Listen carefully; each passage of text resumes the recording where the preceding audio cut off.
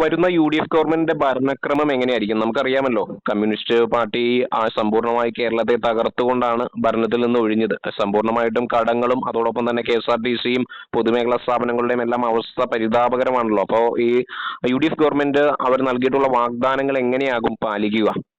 അതായത് 10 കൊല്ലം LDF ഭരിച്ചു. അതില് ആദ്യത്തെ 5 കൊല്ലം താരതമ്യേന ഭേദമായിരുന്നു.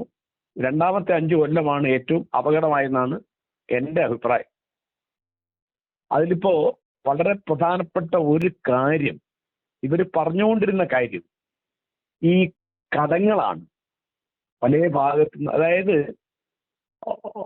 പൂച്ച പെറ്റുകിടക്കുന്ന ഖജനാവ് എന്നാണ് പ്രതിപക്ഷക്കാർ അതിനെപ്പറ്റി പറഞ്ഞുകൊണ്ടിരുന്നത്. അത് സത്യമാവാം, എനിക്ക് കൃത്യം അറിഞ്ഞൂടെ, എനിക്ക് കണക്കറിഞ്ഞിട്ടല്ല ഞാൻ പറയുന്നത്.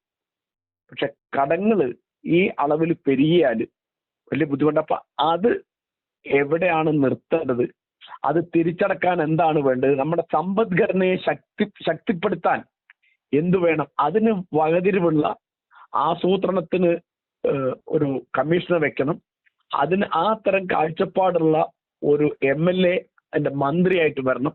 അങ്ങനെ ഏറ്റവും പ്രധാനപ്പെട്ട കാര്യം അതാണ്. കാരണം അപ്പോൾ നമ്മൾ തൊട്ടടുത്ത് ശ്രീലങ്കയിലൊക്കെ നമ്മൾ കണ്ടതാണല്ലോ, ഇത് വന്നിട്ട് എങ്ങനെ ഇത് പൊട്ടിത്തെറിക്കാന്ന് പറയാൻ കഴിയില്ല. അപ്പൊ ആദ്യത്തെ ഉത്തരവാദിത്വം അതാണ്.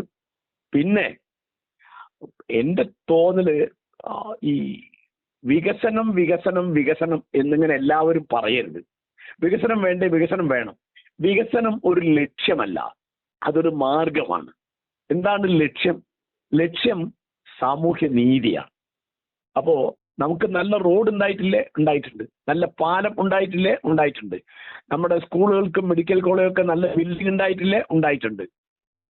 ഇത് മാത്രമാണ് വികസനം എന്ന് വിചാരിച്ച വലിയ അബദ്ധം. അപ്പോ കേരളത്തിൽ വികസനം വേണ്ടത് എവിടെയാ? ആദ്യം വേണ്ടത് കാർഷിക രംഗത്താണ്.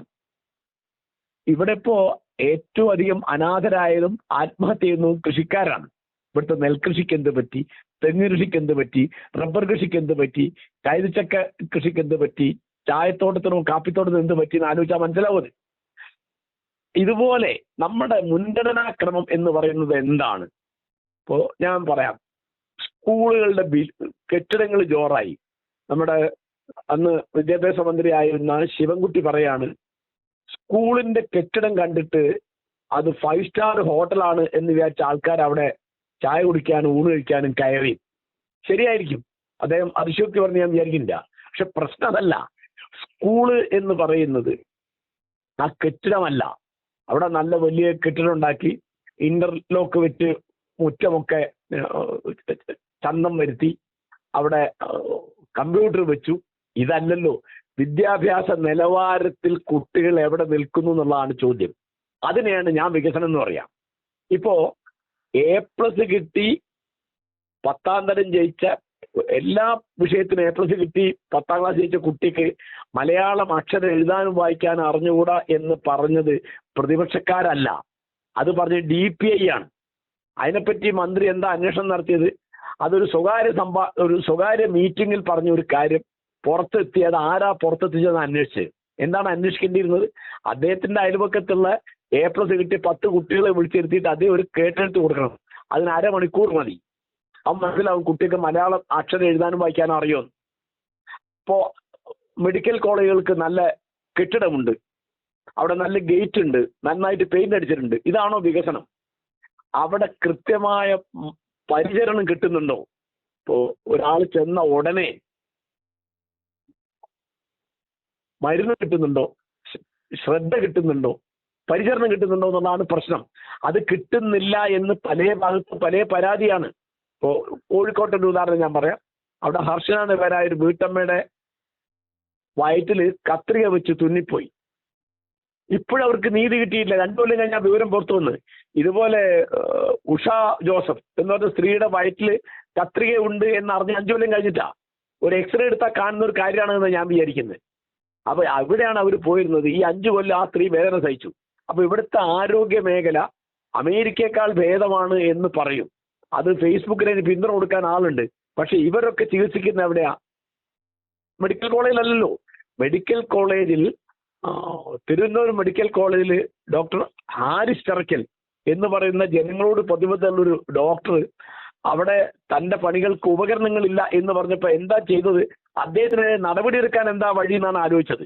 പിന്നെ ബഹുജന വികാരം ആളിപ്പ പടർന്നുകൊണ്ടാണ് അദ്ദേഹം നടപടി ഒഴിവായി പോയത്. നടപടി എന്താ? ആ കാര്യം അവിടെ അത് ശരിയാണോ? അത് ശരിയായിരുന്നു. അവര് ഉപകരണം വരുത്തി ആളെ ചികിത്സിച്ചു. പക്ഷെ ഇത് പുറത്തു പറഞ്ഞു എന്നുള്ളതാണ് പ്രശ്നം. അപ്പൊ DPI അത് പറഞ്ഞതാണ് പ്രശ്നം, അല്ല കുട്ടികൾക്ക് എഴുത്തുമായി അറിയാത്തതല്ല. അല്ലെങ്കിൽ അപ്പൊ മെഡിക്കൽ കോളേജിന്റെ ഗേറ്റിന്റെ പെയിന്റ് ആണ് വികസനം എന്ന നാട്ടുകാർക്ക് വിചാരിക്കാം. അവിടെ ചെന്നപ്പോൾ ഇവരാരെങ്കിലും ഒരു മെഡിക്കൽ കോളേജ് ചികിത്സയ്ക്ക് പോവോ? ഈ MLA മാരോ മന്ത്രിമാരോ നേതാക്കന്മാരോ? അവർ കേരളത്തിൽ തന്നെ വലിയ 5 സ്റ്റാർ ഹോട്ടൽ എന്ന് പറഞ്ഞാൽ 5 സ്റ്റാർ ആശുപത്രികളുണ്ട്. അല്ലെ അവര് മദ്രാസിലോ ബോംബെയിലോ പോകും. പിന്നെ പലരും അമേരിക്കയിലാണ് പോകുന്നത്. അമേരിക്കയെക്കാൾ ഭേദമാണെന്ന് ഇവിടെ പറയും ചെയ്യും. ഇവർ അമേരിക്കയിൽ പോവുകയും ചെയ്യും. ഉദാഹരണം വല്ലവരും അല്ല, അന്നത്തെ മുഖ്യമന്ത്രി പിണറായി വിജയൻ ചികിത്സയ്ക്കൊക്കെ പോയത് അമേരിക്കയിലാണ്. അപ്പൊ ഞാൻ പറയുന്നത് വികസനം എന്നുള്ളതുകൊണ്ട് ഇവരെന്താണ് ഉദ്ദേശിക്കുന്നതെന്ന് വ്യക്തമല്ല. അതിനൊരു വ്യക്തമായ കാഴ്ചപ്പാട് UDF വേണം, BJPക്ക് വേണം, LDF വേണം. എന്താണ് വികസനം? അപ്പോ ബിൽഡിംഗ് ആണ് വികസനം. കാരണം കോൺട്രാക്ട് കൊടുക്കാം, അതിന് പൈസ ഉണ്ടാവും, അതിന് വേണേൽ അഴിമതി നടത്താൻ സൗകര്യം ഉണ്ടാവും. അപ്പൊ പിന്നെ ബുദ്ധിമുട്ടില്ലല്ലോ. ഈ പറഞ്ഞത് LDF മാത്രം ബാധകമായ കാര്യമില്ല. UDF അത് പഠിക്കണം. അവരിപ്പോ അടുത്ത 5 കൊല്ലം അവർ ഭരിക്കാൻ പോവാണല്ലോ. ഇപ്പോ ഞാൻ വേറെ ഒരു ഉദാഹരണം പറയാം. മുണ്ടക്കൈ ചൂരൽമല ദുരന്തം ഉരുൾപൊട്ടിയതാണ്. കേരള ചരിത്രത്തിലെ പ്രധാനപ്പെട്ട ദുരന്തങ്ങളിലൊന്നാണ്. 400 ആളുകൾ മരിച്ചു, 38 ആളെ കാണാതെയായി, എത്രയോ കോടി രൂപയുടെ സ്വത്ത് നശിച്ചു. അവിടെ ഇപ്പോഴും പുനരധിവാസം നടന്നിട്ടില്ല. കോൺഗ്രസ് കാര്യമായി ഒന്നും ചെയ്തിട്ടില്ല. ഗവൺമെന്റ് ചെയ്തത് പൂർത്തിയായിട്ടില്ല. എന്തെങ്കിലും ചെയ്ത് പൂർത്തിയാക്കിയത് മുസ്ലിം ലീഗിന്റെ 51 വീട് മാത്രമാണ്. അവിടെ ആദ്യം വേണ്ട ഒരു കാര്യം അത് ചെയ്യണം. അത് LDF ഉത്തരവാദിത്തമുണ്ട്, UDF ഉത്തരവാദിത്തമുണ്ട്. അവിടെ അതായത് 16 കുടുംബാംഗങ്ങൾ നഷ്ടപ്പെട്ട നൗഫൽ എന്നു പേരായ ഒരു നിർഭാഗ്യവാന്റെ വീട് വിള്ളലുണ്ട് എന്ന് പറഞ്ഞത്, അദ്ദേഹത്തിന് കിട്ടിയ വീട് വിള്ളലുണ്ട് എന്നുള്ള സത്യം പറഞ്ഞു. അത് വലിയ പ്രശ്നമാണ്. ഇതാണ് നിലവാരം. പക്ഷേ എന്തുകൊണ്ടാണ് ഉരുൾപൊട്ടുന്നത്? നാളെ ഉരുൾപൊട്ടാതിരിക്കാൻ എന്താണ് വേണ്ടത്? പ്രകൃതിയെ എങ്ങനെ സംരക്ഷിക്കണം? പരിസ്ഥിതി നയം എങ്ങനെ വേണം? തുടങ്ങിയുള്ള കാര്യങ്ങൾ പഠിക്കാൻ ഒരു കമ്മിറ്റിയെ വെക്കണം. അതൊക്കെ പറഞ്ഞുകൊണ്ടിരുന്ന മാധവ് ഗാഡ്ഗിലിനെ പറ്റി വലിയ പരിഹാസമായിരുന്നു. ആ ശാസ്ത്രജ്ഞൻ മരിച്ചുപോയി. അപ്പൊ ഇതാ ഗവൺമെന്റ് എന്ന് പറയുന്നത് ഈ കഴിഞ്ഞതിന്റെ കാര്യം മാത്രമല്ല, ഇനി വരാതെ നോക്കാൻ. ഇപ്പൊ കേരളത്തിൽ 941 പഞ്ചായത്ത് ഉണ്ടെന്നാണ് എന്റെ ധാരണ. കോറി ഇല്ലാതെ ഒരു പഞ്ചായത്തും ഇല്ല എന്ന് ആണ് എന്റെ ധാരണ. ഞാൻ കണക്കെടുത്ത് പറയുന്നതല്ല, ഉണ്ടാവും. കാരണം ഞാൻ അറിയുന്ന പഞ്ചായത്തുകളിലൊക്കെ അതുണ്ട്, ബാക്കിയുള്ളടത്തൊക്കെ ഉണ്ട്. അപ്പൊ ഇങ്ങനെ പാറ പൊട്ടിച്ചാൽ എന്താണ് ഫലം? ഇങ്ങനെ മണല് വാരിയാൽ എന്താണ് ഫലം? കുന്നിടിച്ചാൽ എന്താണ് ഫലം? മരം വെട്ടിയാൽ എന്താണ് ഫലം? തുടങ്ങിയുള്ള പരിസ്ഥിതി പ്രശ്നങ്ങൾ പഠിക്കണം. നമ്മുടെ വെള്ളപ്പൊക്കത്തിന്റെ കാര്യം പഠിക്കുമ്പോഴും ഉരുൾപൊട്ടലിന്റെ കാര്യം പഠിക്കുമ്പോഴും മറ്റ് പ്രകൃതി ദുരന്തങ്ങൾ പഠിക്കുമ്പോഴൊക്കെ എന്താണ് നമ്മൾ പ്രകൃതിയോട് ചെയ്യുന്നതെന്ന് പഠിക്കണം. ദുരന്തത്തിൽപ്പെട്ട ആൾക്ക് പരിഹാരം, പുനരധിവാസം ഉണ്ടാവണം. അതുപോലെ പ്രധാനമാണ് നാളെ ആ ദുരന്തം ഇല്ലാതെ നോക്കാൻ എന്താണ് വേണ്ടത്. ഇപ്പൊ പുറത്തു വന്ന വാർത്ത എന്താ? ആ വെള്ളപ്പൊക്കം തന്നെ മനുഷ്യനിർമ്മിതാണെന്ന്. ശരിയാണോ അല്ലെന്ന് എനിക്ക് അറിഞ്ഞുകൂടാ. മാത്യു കോഴിനാടൻ പറഞ്ഞൊരു കാര്യമാണ് പറഞ്ഞത്. ശരിയാവാൻ തെറ്റാവാം. അതൊക്കെ പഠിക്കാനാണ് കമ്മീഷനെ വെക്കേണ്ടത്. ഇവിടുത്തെ വിദ്യാഭ്യാസ മേഖല, ആരോഗ്യ മേഖല, കാർഷിക മേഖല, പിന്നെ സാമൂഹ്യ സേവന രംഗം. ആലോചിച്ച് നോക്കൂ, ഭരണത്തിന്റെ പിടിപ്പുകേട് എന്ന് പറഞ്ഞാൽ എന്താ? തന്റെ ഭാര്യയ്ക്ക് 14 കൊല്ലം ശമ്പളം കിട്ടിയിട്ടില്ല എന്നൊരു ഭർത്താവ് ആത്മഹത്യ ചെയ്തു. ജോലി ചെയ്ത 5 കൊല്ലം ശമ്പളം കിട്ടിയില്ല എന്ന് പറഞ്ഞൊരു ടീച്ചർ ആത്മഹത്യ ചെയ്തു. ഹൈക്കോടതി ഇടപെട്ടിട്ടുള്ള കാര്യമായി പറഞ്ഞത്. ആ ഭർത്താവിന്റെ കാര്യമൊക്കെ 3 വട്ടം ഹൈക്കോടതി പറഞ്ഞാണ് ശമ്പളം കൊടുക്കാൻ. അപ്പൊ ആ തരത്തിൽ ഭരണത്തിന്റെ കെടുകാര്യസ്ഥത, ഇതൊക്കെ CPM മാത്രം കുറ്റമല്ല. കാരണം നമ്മുടെ ഉദ്യോഗസ്ഥ മേധാവിത്വം എന്ന് പറയുന്നത് ഇതിനേക്കാളൊക്കെ കഷ്ടമാണ്. അവർ നിലയ്ക്ക് നിർത്താനുള്ള ഒരു ശക്തി, അതിനുള്ളൊരു ഇച്ഛാശക്തി, അതിനുള്ള ധാർമ്മിക ശക്തി, രാഷ്ട്രീയ ശക്തി CPM ഉണ്ടാകുന്നതാണ് നമ്മൾ വിചാരിക്കുക. ഉണ്ടായിരുന്നിട്ടില്ല എന്നുള്ള തെളിവാണ് ഞാൻ ഈ പറഞ്ഞ സംഭവങ്ങൾ. ഇങ്ങനെ 2 സംഭവം, എത്രയെങ്കിലും സംഭവങ്ങൾ, അഴിമതി, സ്വജനപക്ഷപാതം, കെടുകാര്യസ്ഥത, ഉദാസീനത, അഹങ്കാരം. അതാണ് ഏറ്റവും പ്രധാനം. ഒന്നും ചോദിക്കാനും പറയാനും വയ്യ. അതൊക്കെ അഹങ്കാരമാണ്. ആരോടിപ്പോ ചാനൽ ചർച്ചയിൽ വന്നിരിക്കുന്ന LDFന്റെ വക്താക്കളെ പറ്റി ആലോചിച്ച് നോക്കുക, അല്ലെങ്കിൽ ഫേസ്ബുക്കിലോ വാട്സപ്പിലോ യൂട്യൂബിലോ വരുന്ന അവരുടെ അണികളെ കാര്യം ആലോചിച്ച് നോക്കുക. എന്തൊരു ധിക്കാരവും എന്തൊരു അഹങ്കാരവുമാണ്. ആര് എപ്പോഴും എന്ത് തെറിയും പറയാം, ഒന്നിനോടും ഉത്തരവാദിത്വമില്ല. ഇപ്പോ പയ്യന്നൂര് മരിച്ചുപോയ ഒരു രക്തസാക്ഷിക്ക് വേണ്ടി സമാഹരിച്ച ഫണ്ട് കണക്കില്ലാതെ അതിൽ അഴിമതി കാണിച്ചു എന്ന് പറഞ്ഞാണ് കുഞ്ഞുസൻ ചെയ്ത തെറ്റ്. ആ കണക്ക് ജനങ്ങളെ ബോധ്യപ്പെടുത്താൻ ഞങ്ങൾക്ക് സൗകര്യമില്ല എന്ന് അവിടുത്തെ കണ്ണൂർ ജില്ലാ സെക്രട്ടറി രാകേഷ് ക്യാമറയുടെ മുമ്പിൽ ഒന്ന് പറയാം. എന്തൊരു ധിക്കാരം ആലോചിച്ച് നോക്കും. ജനങ്ങളതിന് മറുപടി കൊടുത്തു. ആ അഴിമതിക്കാരനാണ് എന്ന് കുഞ്ഞുകൃഷ്ണൻ പറഞ്ഞ മധുസൂദനൻ തോൽക്കുകയും അത് പറഞ്ഞ കുഞ്ഞുകൃഷ്ണൻ ജയിക്കുകയും ചെയ്തു. കുഞ്ഞുകൃഷ്ണനെ കള്ളെന്ന് വിളിക്കുക സ്വരാജ് ചെയ്തത് എങ്ങനെയുണ്ട്? കുഞ്ഞുകൃഷ്ണനെ പറ്റി ഒരു പരാതി ആർക്കും ഉണ്ടായിരുന്നില്ല. കുഞ്ഞുകൃഷ്ണൻ ഇങ്ങനെ മധുസൂദൻ ഇങ്ങനെ ചെയ്തിട്ടുണ്ടെന്ന് അദ്ദേഹത്തിന് അറിയാം. അദ്ദേഹം പാർട്ടിക്കകത്ത് പറഞ്ഞതിനൊന്നും ഒരു പരിഹാരം ഉണ്ടായില്ല എന്ന് അദ്ദേഹം പുറത്തു വന്നത്. ജനങ്ങൾക്ക് ജനങ്ങൾ എന്ന് പറഞ്ഞാൽ ആരാ? പാർട്ടിക്കാർ തന്നെയാണ്. ഇപ്പൊ ഈ ഇലക്ഷനിൽ കോൺഗ്രസ്സുകാർ തെറ്റിദ്ധരിക്കേണ്ട, അതൊക്കെ കോൺഗ്രസ്സുകാരുടെ വോട്ടാണ്.